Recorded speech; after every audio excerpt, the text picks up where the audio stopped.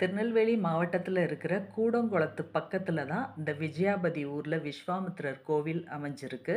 ரொம்ப விசேஷமான இந்த கோவிலில் முன்ஜென்ம பாவம் தோஷம் தீர்க்கிறதுக்காக சிறப்பு பூஜையெல்லாம் செய்கிறாங்க. விஸ்வாமித்திரர் இங்கே தவம் இருந்ததாகவும் அதிக காலம் இந்த இடத்துல அவர் இருந்து ஜீவசமாதி ஆனதாகவும் இங்கே வந்து சொல்கிறாங்க. இவரோட ஜீவசமாதி கோவிலுக்குள்ளவே பின்னாடி இருக்குது.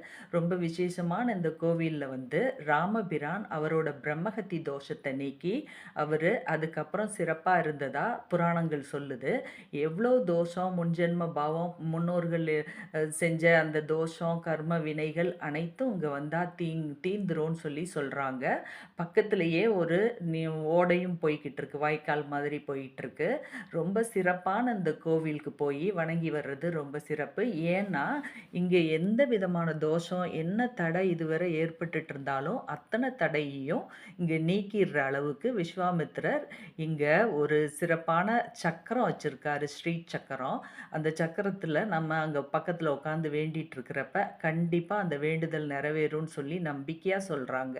இங்கே பூஜை செய்கிறவங்க இந்த குறிப்பிட்ட நட்சத்திரத்தில் அங்கே சிறப்பு வழிபாடெல்லாம் செய்வாங்க.